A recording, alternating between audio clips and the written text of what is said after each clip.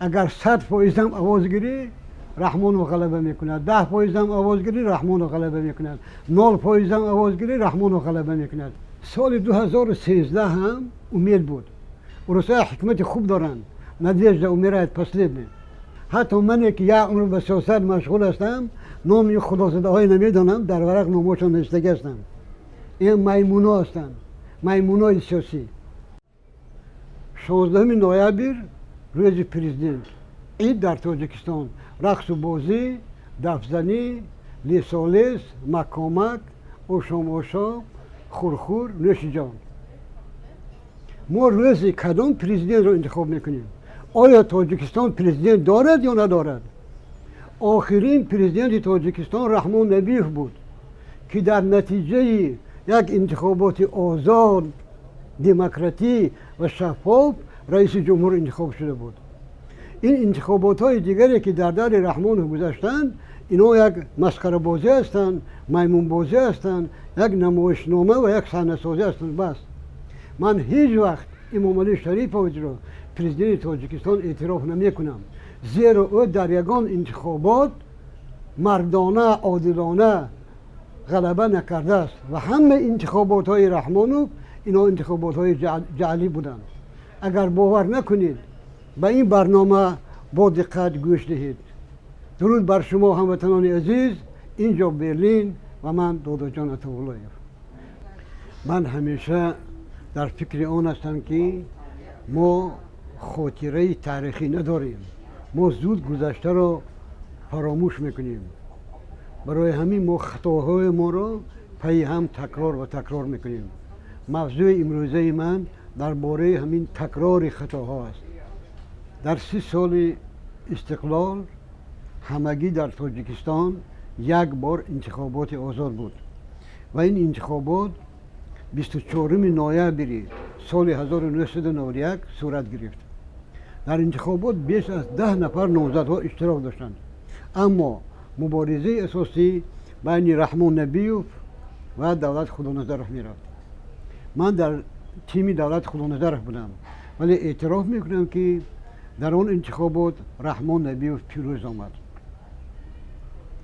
در زمان رحمان نبیوف تمام نمود آزادی ها بود، آزادی سخن، آزادی میتینگ، آزادی حزب ها، آزادی عقیده. یک دوران طلایی بود و بدبختانه این دوران طلایی زود به انجام رسید و یکی از سبب‌های خزان بهار آزادی در تاجیکستان حزب نهضت اسلامی تاجیکستان است. اگر 7 سپتامبر سال 1992 نهضتی ها پرزیدنت قانونی را گروگان یعنی زلاجنگ نمی گرفتند، شاید تاریخ تاجیکستان دیگر می شد. این ایبان بوده این آدمای جواب من اگر با هم امروز استان اینم باید بگذارم.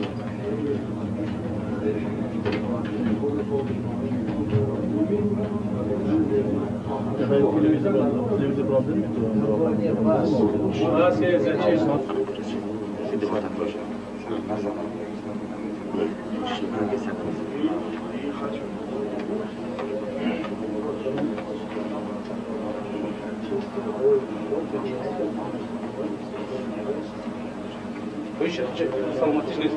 ویش خودش تمام این هیچ کیم چی نیست؟ این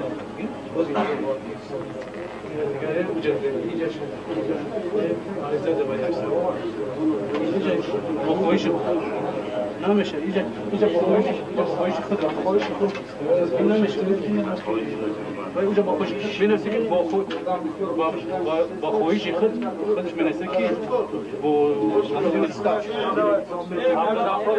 یا با خونش خودش آخه را چیکار کنه خودش خوندن آخه برای ما در کره امینم قدری ما خودش نخونش اونجا چیز یک آدم یک دوید نکنه برای تمام دوید نیستم 4 کلمه بخونش خودش بخونش کی میاد برای امینم این سوم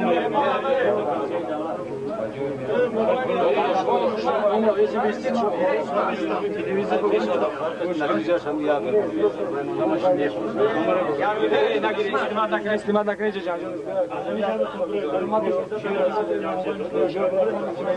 برای یا مایدای بچه علی برس طرف است دومو استیدو دومو همشون نسبت کن همشون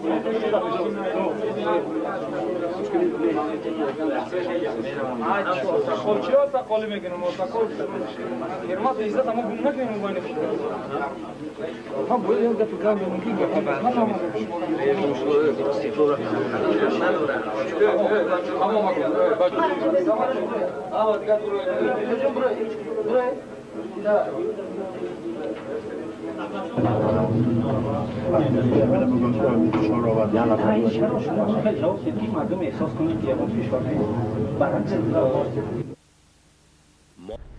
در این نوار تاریخی شما چهره های منفوری بسیار نمایندگان اپوزیسیون همان دوره و مخصوصا نهضت اسلامی تاجیکستان رو میبینید.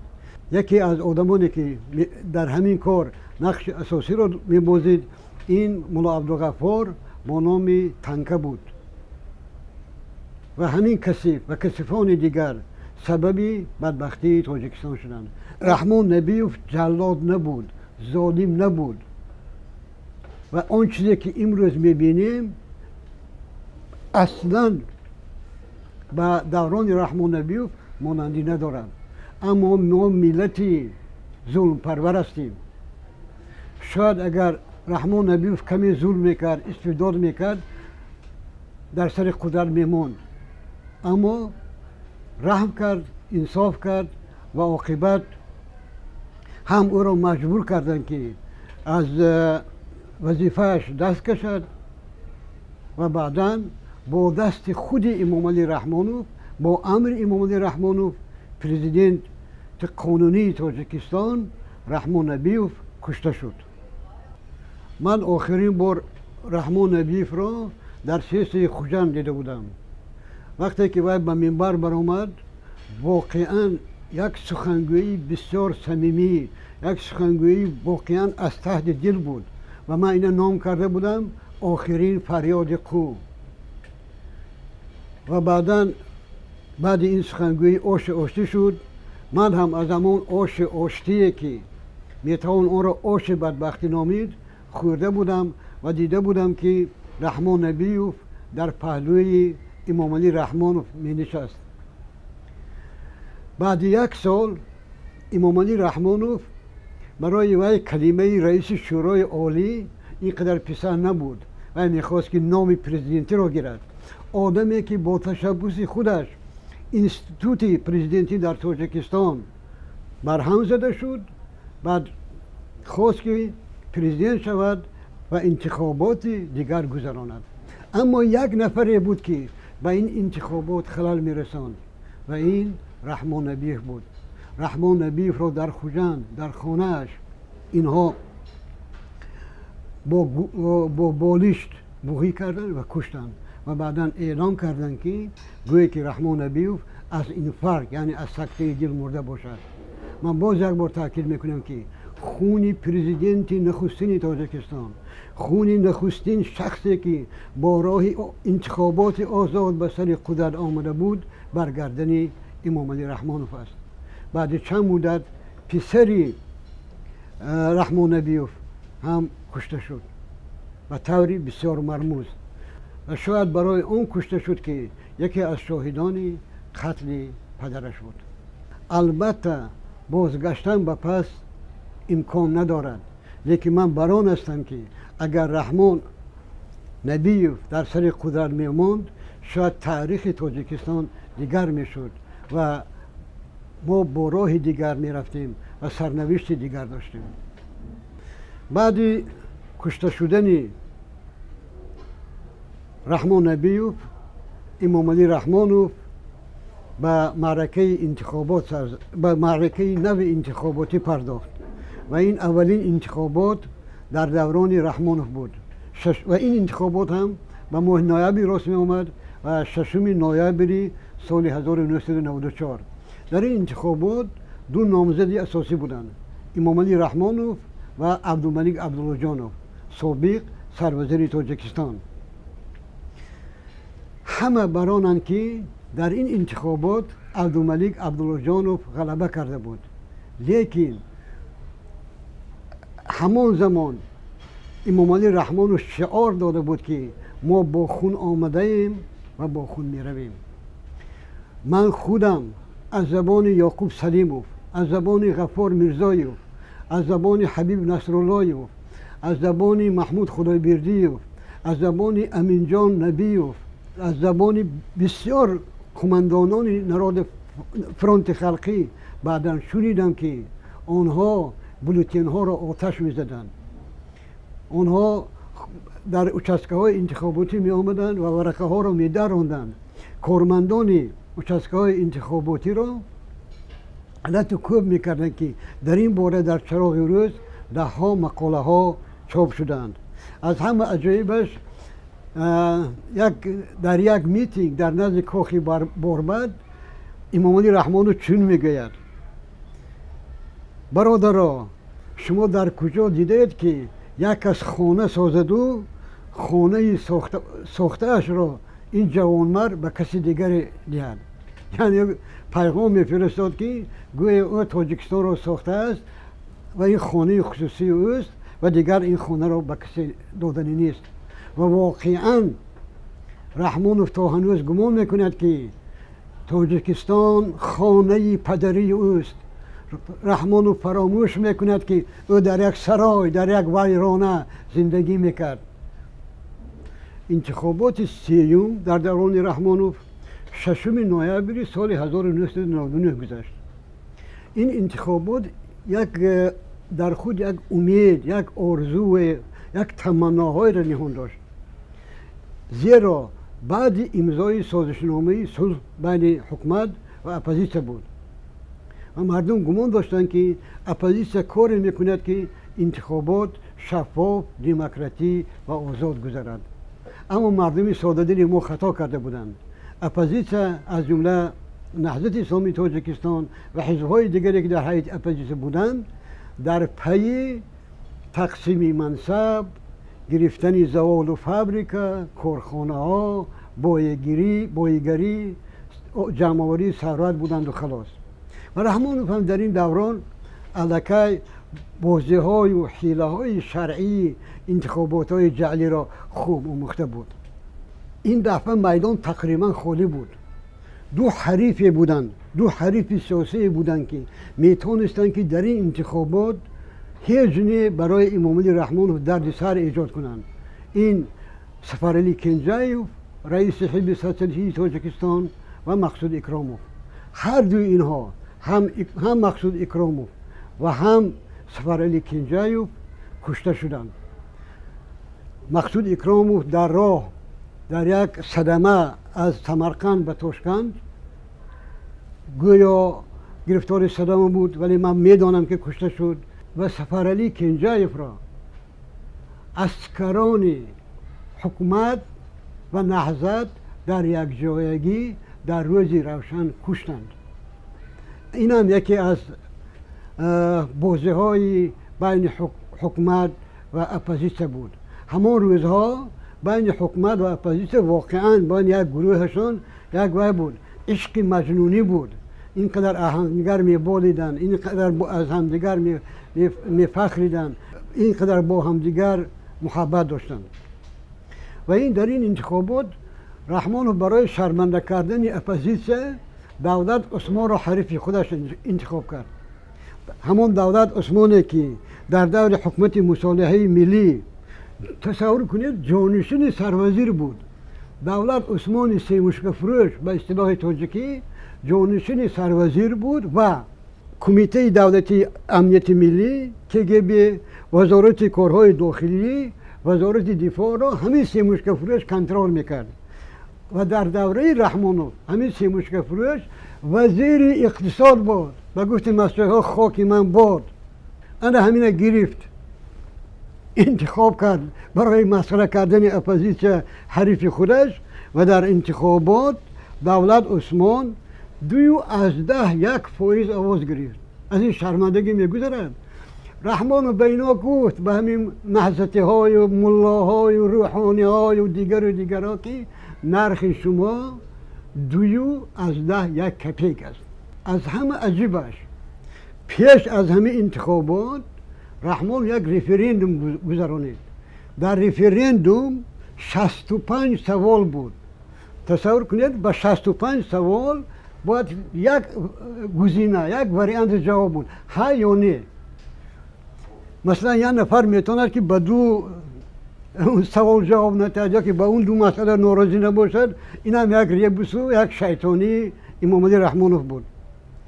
و اونه که و اپوزیسیون میتوانست که انتخابات را بایکوت کند، چنین سر و صداها هم بودند. اما شب انتخابات یک سودای سیاسی شد و گذشت. میانه روی آن محمد سید عبیدالله بود. همون شب وقتی که رحمانوف فهمید که اپوزیسیون میخواد بایکوت کند و شاید جنجال خیزد و گردی همایی شد و بلای بتر، رحمانوف به پیش عبیدالله به پیش سید عبدالله نوری میفرستاند و میگوید که چی میخواهید دومولا؟ در عوض این دومولا و عبیدالله یک چی قبول میکنند، یک قرار مخفی در اونجا 20 پونکت است. من حاضر نمیتونم همه 20 پونکت برای شما نمبر کنم، ولی پونکت های اساسی همین خیلی بود که فلان آدم، فلان نماینده های اپوزیسیون باید در وظیفهشون باشند، مگزین فلان آدم گرفته نشود، تجارت فلان آدم گرفته نشود، فلان نهضتی سفیر انتخاب شود، فلان نهضتی وزیر بلای بتر انتخاب شود. صاف مسئله هایی که فقط به یک جا، به جید و به اشکم تعلق دارد، نه به وطن، نه به اسلام، نه به خدا، نه به پیغمبر و نه به ملت. برای همین من همیشه میگویم همه بدبختی های ما 2 نام دارد، حکومت و نهضت. و امروز وقتی که بیشرمانه نماینده های نهضت از خودشان موسیقی بیگناه نشان میدهند و مردم به این باور میکنند، من در تحیر میافتم. انتخابات 4 هم یک صحنه سازی دیگر امام علی رحمان بود. الکی امام علی رحمان استاد گذراندن انتخابات های جعلی بود. دیگه برای نه آبیسه معنی داشت، نه آم، نه خلق، نه همسایه ها، هر کاری که میخواست خودش میکرد. مؤلف سیناریا، رژیسور، اجرا کننده رول اساسی امام علی شریف رحمانوف. سال 2013 هم امید بود. روسا حکمت خوب دارند، надежда умирает последняя. ما هم همیشه گمان میکردیم که شاید سال 2013 وقتی که مردم شناختن این رژیم به خود میبیایند و یک دیگرگونی میشود و امید دیگرگونی هم بود. در سال 2013 هنوز سازشنامه درباره بعضی حربی رسه امضا نشده بود. امکانی به هم آمدن قوه های دیگر اندیش و مخالف و اونا هم بود و البته یک پروژه خوب هم بود که من در این باره یکون روز دیگر حتما به تفصیل نقل میکنم و این پروژه نام داشت سرنگون کردن امام علی رحمانوف. اما سال 2013 باز هم حزب نهضت اسلامی تاجیکستان به مردم خیانت کرد. من در این باره چندین مقاله ها نوشتم، گفتم و بسیار شاهدان از این آگاهند. با وجود این میخوام تکرار کنم. خطای نهضت چی بود؟ وقتی که در تاجیکستان قوه های به نام اپوزیسیونی با هم آمدن، مشورت بود که شاید رحمت الله ظاهر را پیشنهاد کنند. من هم میدانستم که در این انتخابات شانس غلبه کردن کسی ندارد. اگر 100% هم آواز گیری رحمان رو غلبه میکند، 10% هم آواز گیری رحمان رو غلبه میکند، 0% هم آواز گیری رحمان رو غلبه میکند. پیشکی معلوم. اما انتخابات میتوانست یک تریگر، یک بهانه برای به میدان کشیدن مردم شود. و نهضت اسلامی تاجیکستان چیکار کرد؟ عین حال با نظر و یک بونه که در بین مردم اینقدر مشهور نبود، نامزد به پرزیدنت انتخاب کرد. سوال: در یک کشوری مرد سالاری، در یک کشوری که زنها ببخشید آدمان نوع دویست حساب می شوند. کدام عاقل، کدام فاضل، کدام دانشمند به سرش این فکر زد؟ و این هم با آن هستم که این هم یک بازی بین حکومت و بین نهضت بود. اگر این حال با بنظر و نامنویس هم میشد غلبه نمیکرد، ولی رحمانوف حتی نامنویس نکرد. این بود شکست آخرین نیروهای مردمی و غروب آزادی و دموکراسی در تاجیکستان. انتخابات سال 2020 با همون چند مسخره اشتراک چند مسخره بازار گذشت. رستم لطیف زاده، معراج عبدالله، عبدالحلیم غفورov. حتی من که یک عمر به سیاست مشغول هستم نام این خدازده های نمیدانم، در ورق نامشان نوشته هستم.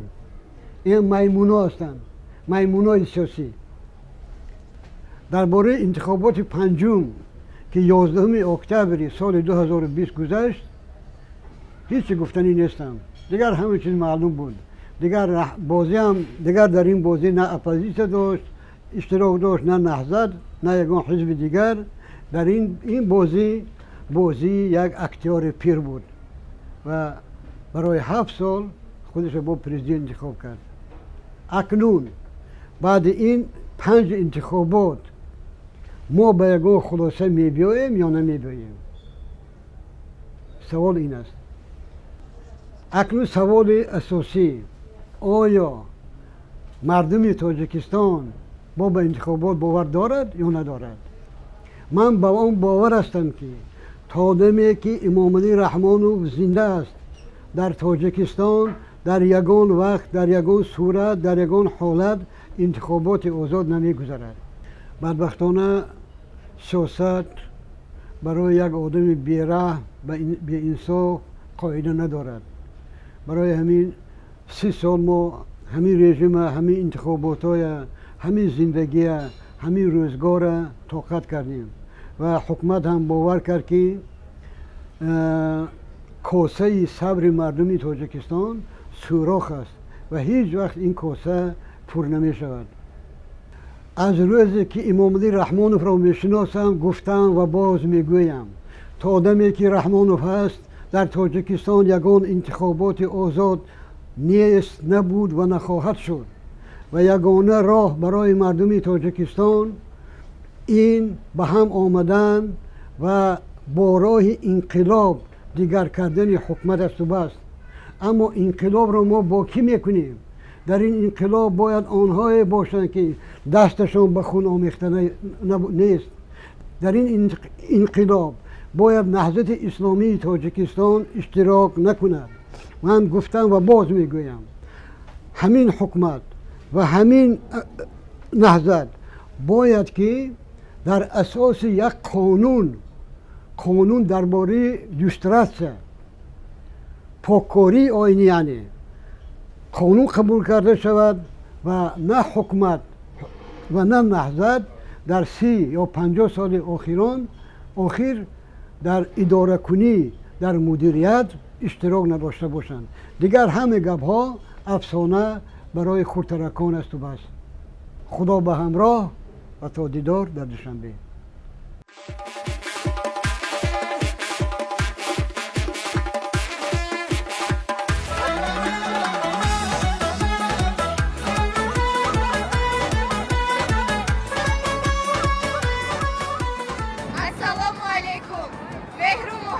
صمیمانه ما به شما فرزانه فرزندی زمان. این صنعت در کلامی مهرباری پیشوا